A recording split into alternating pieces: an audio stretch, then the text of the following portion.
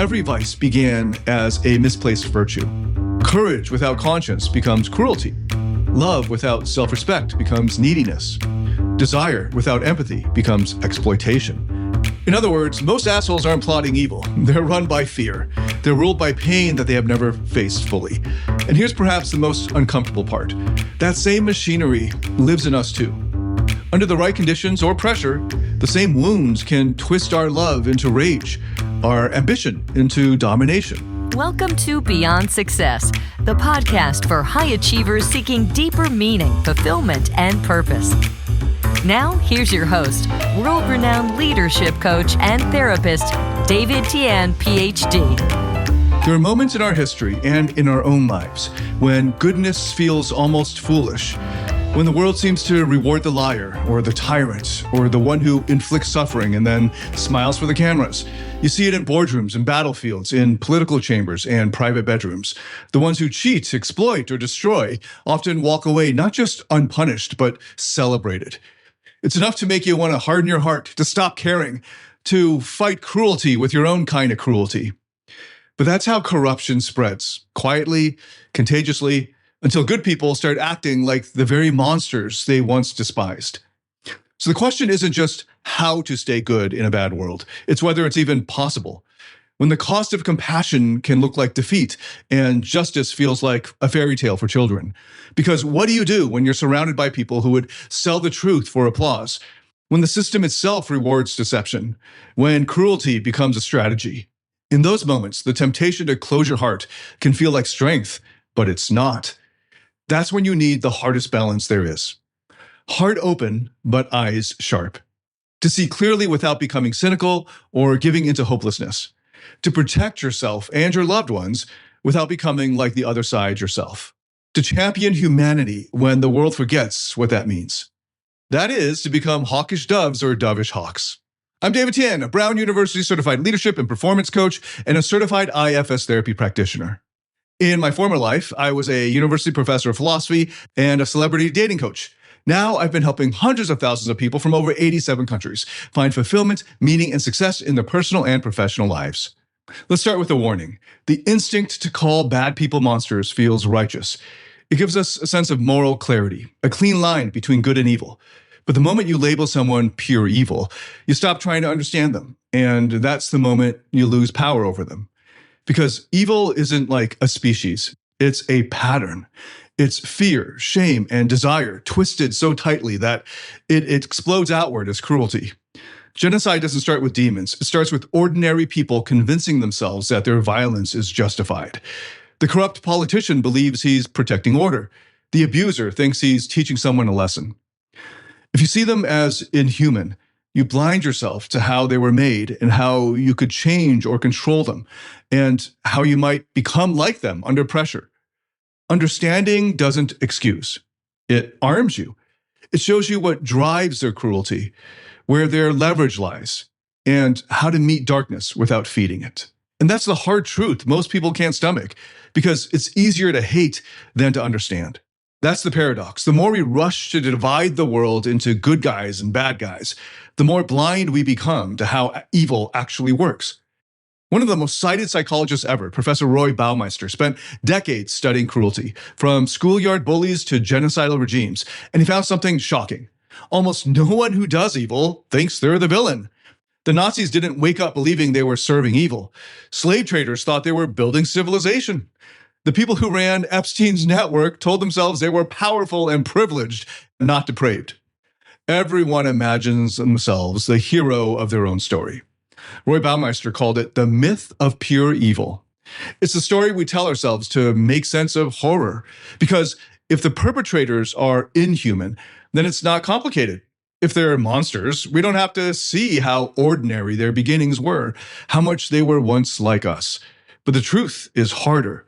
The truth is, evil isn't a foreign virus that infects the few. It's a human capacity that lives in all of us, waiting for the right mix of fear, humiliation, and justification to awaken it. Look anywhere. Genocide, apartheid, corporate exploitation that starves entire regions while shareholders toast to record profits, or the police officer who kneels on a man's neck while believing that he's upholding law and order and staving off chaos. In their minds, they're not committing atrocities. They're restoring balance, defending order, doing what must be done. That's the really terrifying part. Most evil is done by people who think they're in the right. C.S. Lewis once said that evil isn't the opposite of good. It's good bent out of shape. Like a protector turned paranoid, a desire for order turned tyrannical, a hunger for love twisted into domination. That's what makes it so terrifying. Evil is not another whole species. It's what happens when human instincts like justice, loyalty, power, belonging, when they go blind. When the parts of us that were meant to defend become the parts that destroy. So what happens to our sense of justice if we stop believing in the myth of pure evil? Does compassion dilute accountability? Does empathy weaken our resolve to fight back? That's the tension we have to live in. Understanding isn't forgiveness. It's the only way to see clearly enough to act wisely. When you stop calling people evil, you don't let them off the hook. You take them off the pedestal of myth and instead put them back into the realm of psychology, history, and choice. You make them human again, which means you can study them, anticipate them, and defend against them. Because justice without understanding becomes vengeance. And vengeance without understanding just breeds more of what we hate. So the real question isn't whether evil exists. It's whether you're brave enough to face the parts of ourselves that could, under the right pressure, commit it. Because most cruelty doesn't come from people who wake up wanting to destroy the world. It comes from people trying clumsily, desperately, to protect themselves from pain. Dr. Richard Schwartz, the founder of IFS therapy, internal family systems therapy, calls these protectors. These are parts of us that were wounded long ago and decided that the only way to stay safe was to fight or hide, manipulate, dominate, whatever it took to never feel that helpless again. Even wrath or pride or greed started as survival strategies. The dictator's hunger for control may have begun as a child's terror of chaos, the liar's charm as a shield against rejection, or the cheater's arrogance as an armor over shame. The Joker movie, the 2019 film, isn't born a villain as a Joker. He's built. You watch him get beaten, humiliated, discarded by every system meant to protect him. And his laughter, his madness, isn't evil, it's armor, a grotesque defense against unbearable pain. His rage isn't pure malice. It's the only language he has left to say, I exist. The same psychology plays out closer to home. The narcissistic ex who cheats and gaslights isn't a master manipulator in some stylish, simplistic Bond movie. They're a terrified child in an adult's body, terrified of being abandoned again. They lie, seduce, and destroy to prove that they're not worthless. It doesn't make their betrayal less real, but it does make it more comprehensible. C.S. Lewis once wrote, "The tragedy of vice is not that it is powerful, but that it aims too low." Every vice began as a misplaced virtue. Courage without conscience becomes cruelty. Love without self-respect becomes neediness. Desire without empathy becomes exploitation. In other words, most assholes aren't plotting evil. They're run by fear. They're ruled by pain that they have never faced fully. And here's perhaps the most uncomfortable part. That same machinery lives in us too. Under the right conditions or pressure, the same wounds can twist our love into rage, our ambition into domination. Seeing that does not excuse anyone. It keeps us honest. Because once you realize that cruelty is often a form of self-protection, you start to understand what true strength looks like. Not the armor of arrogance or revenge, but the courage to face your own wounded parts before they turn you into the very thing you despise. That's where moral wisdom is found, with compassion that's not naive, and awareness that's not cynical. So, what usually happens when good people get burned? It generally starts the same way. You trust, you extend empathy, maybe even forgiveness. You believe people mean well if you just give them enough time or understanding. And then one day they use that trust against you. They lie, exploit, or betray. And when you call it out, somehow you become the problem. That's when the bottom drops out on you. First comes disbelief. Then the disillusionment. And if you're not careful, bitterness moves in and sets up camp. It whispers that only suckers play fair, that only fools show kindness, that the world belongs to the ruthless. And this is where the pure dove dies, because in a world full of hawks, the doves don't inherit the earth, they get eaten. Game theory makes this brutally clear. If everyone plays nice, the first cheater dominates. But if everyone cheats, then everyone loses. But if you're surrounded by people willing to exploit, staying purely gentle is not moral, it's suicidal. History proves it. The colonial empires justified conquest in the name of civilization, exploiting entire countries that could barely fight back. And the result is that generations of trauma are dressed up as progress. In today's world, the same dynamics repeat, just with better PR. Corporations strip mine countries for profit. Politicians twist truth into policy. And society calls it strategy. You see it in offices too. The colleague who takes credit for your work gets promoted while you stay quiet to keep the peace. Or in relationships where the one who cares less controls more. All's fair in love and war, they say. These are the words that someone who's already cheating would say to themselves. When the world rewards aggression, kindness starts to look like weakness. And when you've been betrayed enough times, it's easy to believe that the only way to survive is to become cruel yourself. But that's the trap. The moment you trade compassion for cynicism, you've already lost. Evil has won. Because cruelty is not courage, it's giving in. Still, pretending everyone's good is not wisdom either. In a jungle full of predators, naivete gets you killed. So, what's the answer? Sometimes success comes with a hidden cost. You might have built a career, a business, or a life you thought you wanted, but inside, maybe you feel burned out or unfulfilled. Or maybe it shows up in your relationships with your partner, your family, or your team, where no matter how hard you try, the same painful patterns keep repeating. If this resonates, I've got something you might be interested in. It's a free 2-minute assessment that helps you uncover the number one block that's been holding you back in love, in leadership, or in life. And once you take it, you'll get a masterclass tailored specifically to your results, so you'll know exactly where to focus to move forward. It's quick, it's practical, and it can change the way you see yourself and your path ahead. Take the first step right now at dtphd.com/quiz. That's dtphd.com/quiz.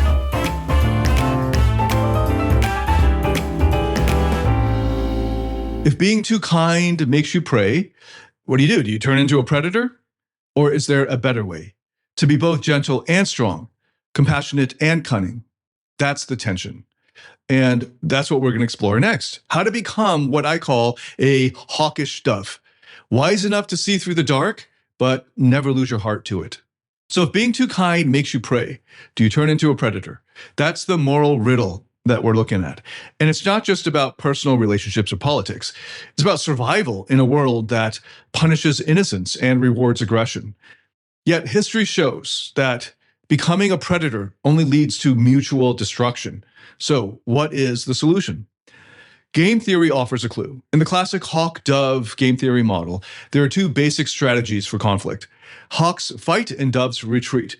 When a hawk meets a dove, the hawk wins every time. When a dove meets a dove, they share and coexist peacefully. But when a hawk meets a hawk, they tear each other apart and both suffer. The math tells a simple story. In a world of pure doves, hawks rise fast. But when the hawks take over, their infighting collapses the system and everyone suffers. So there's no sustainable peace, only alternating cycles of exploitation and collapse. Now, the first instinct might be to say, fine, I'll be a hawk, but a smarter one. But that's still playing the same destructive game. The real solution comes from something called generous tit for tat, a strategy that emerged from Robert Axelrod's famous simulated tournaments on cooperation. Here's how it works. You start by cooperating. You open with peace. But if the other side attacks, you retaliate once, just once, to show that you won't be exploited. Then you go reopen with cooperation, giving them a chance to reset. But if they continue to betray, you keep mirroring their actions and retaliate. But if they ever return to cooperation, so do you, immediately. This is firm but forgiving.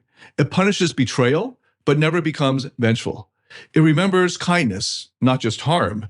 And this is how civilizations can survive without collapsing into cynicism. It's how peace can hold, how communities can rebuild after genocide, how trust, fragile as glass, can be restored after it's shattered. Philosophically, this flips the old idea of morality on its head. Morality is not blind virtue. Instead, it's adaptive intelligence. It's the wisdom to know when to draw the sword and when to sheathe it. It's strategy guided by conscience. Because kindness without boundaries is self-betrayal. Compassion doesn't mean letting people walk all over you. It means seeing clearly enough to know who deserves your softness and who deserves your distance. And this is where wisdom lives, in the fusion of strength and compassion. Because being purely kind is not enough. Pure kindness without discernment gets devoured. But strength without compassion also destroys your own happiness and fulfillment from within. There's an old line from the Gospel of Matthew in the Bible that captures this paradox perfectly. It's, be wise as serpents and gentle as doves. On the surface, that sounds poetic, but psychologically, it's one of the most profound insights into human moral development. The serpent represents cunning, discernment, the ability to see through deceit. The dove represents innocence, trust, and peace. The call is not to choose between them, but to integrate them both. This isn't about becoming half good and half ruthless. It's about evolving beyond that split entirely. In internal family systems therapy, after parts let go of their traumatic burdens, the protector parts, the hawks, they no longer need to be hypervigilant or cruel. They become healthy guardians. They still protect, but now from a place of purpose and clarity and courage. And the previously exiled, wounded parts, the doves, can finally feel safe and rest and reconnect to the world and with others through love, curiosity, and creativity. In that state, the self leads, the true self. The true self embodies both the hawk and the dove, fierce when needed, gentle by nature.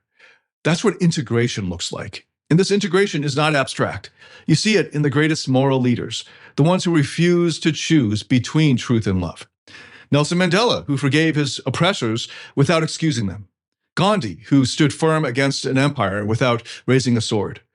Martin Luther King Jr., who called out injustice with courage, but still spoke of love for the oppressor's soul. None of them were naive. They saw the darkness up close, yet chose to stay fully human anyway. C.S. Lewis once wrote that courage is not the absence of fear, but the form of every virtue at its testing point. True courage is disciplined love, being able to stay open-hearted while you stand your ground.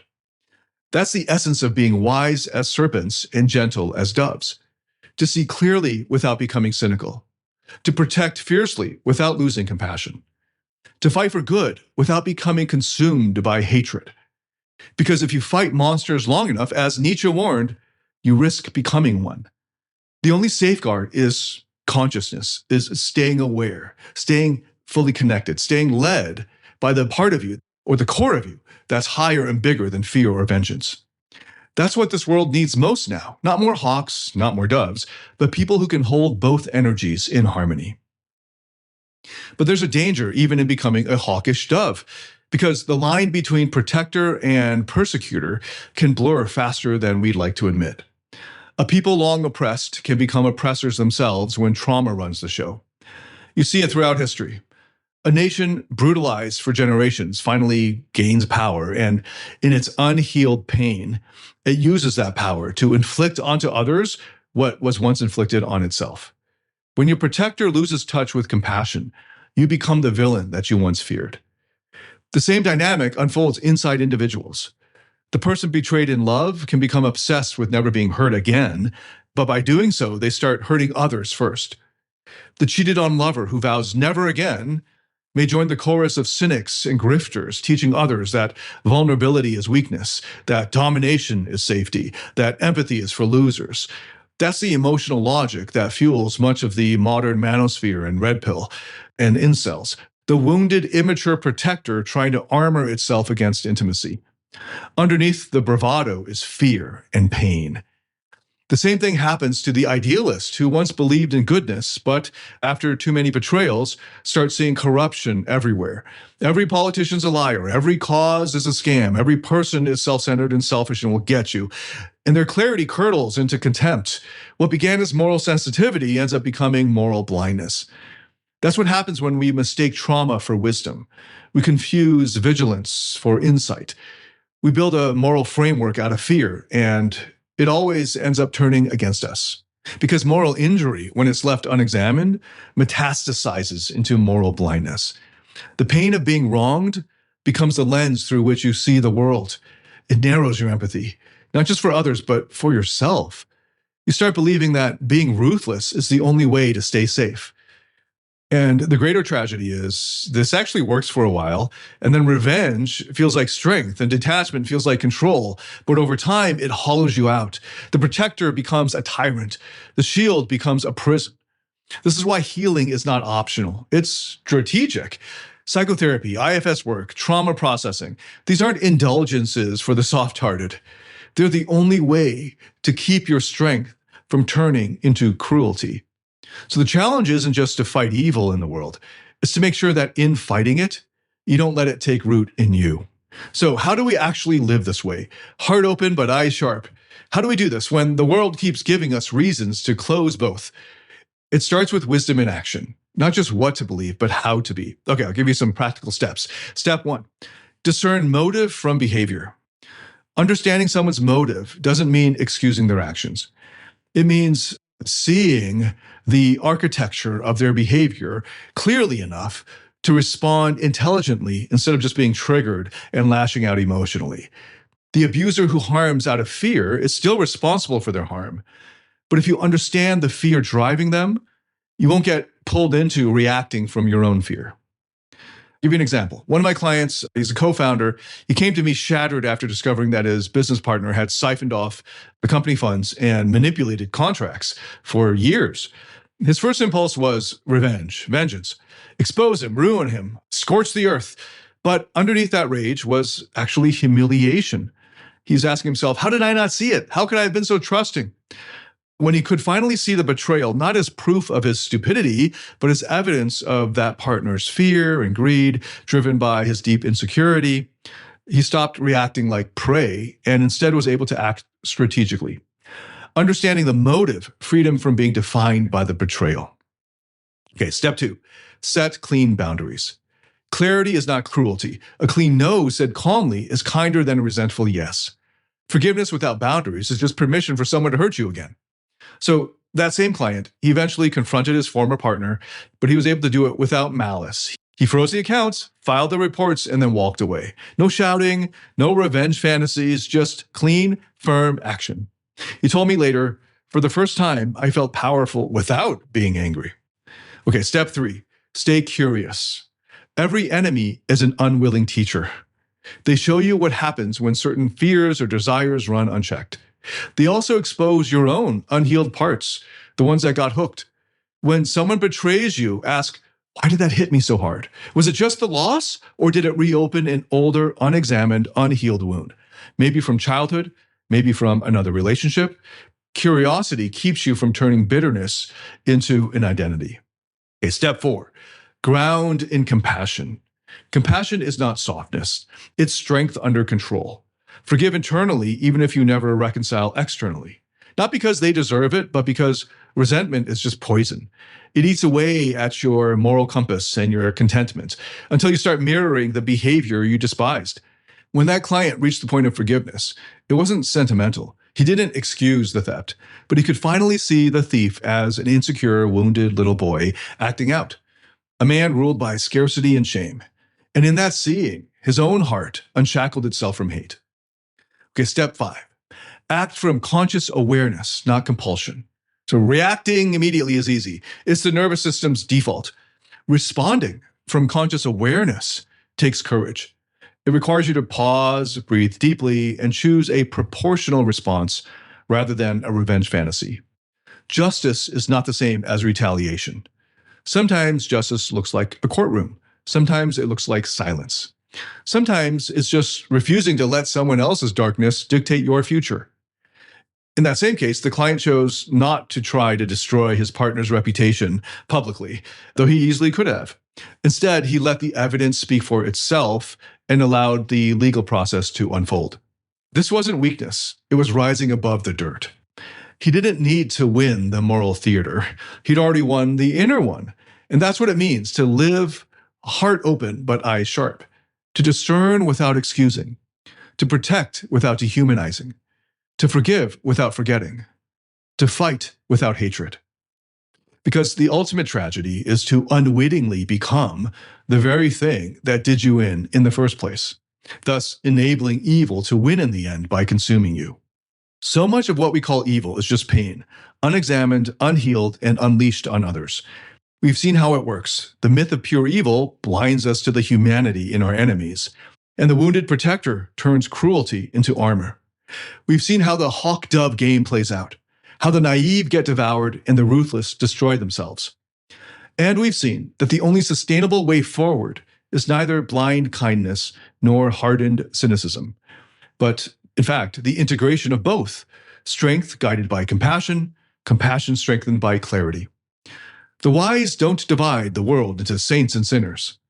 They see wounded doves in hawk's clothing, people whose goodness was never lost, only buried. They know the real battlefield isn't out there, but first and foremost inside. The true struggle isn't between good and evil people, but between the parts of each of us that cling desperately to protection and the parts that are still starving for connection and love. C.S. Lewis once wrote that the heart's greatest war is the one to stay soft without breaking, to stay brave without turning cold. That's the lifelong work of a good life. Not to conquer evil, but to integrate what evil's taught us. So don't harden your heart in the face of cruelty, and don't close your eyes to it either. See it clearly, respond firmly, but stay centered in compassion, not vengeance. That is the true mark of maturity. Not the absence of anger, but the refusal to let anger dictate your path. And in the end, the task is simple, but never easy. Remember, heart open, but eyes sharp. Stay open to compassion, but with clarity, courage, and confidence. Not defenselessness, not detached, but aware. That's how you stay good in a world that rewards the bad. That's how you protect what's sacred without becoming what you hate.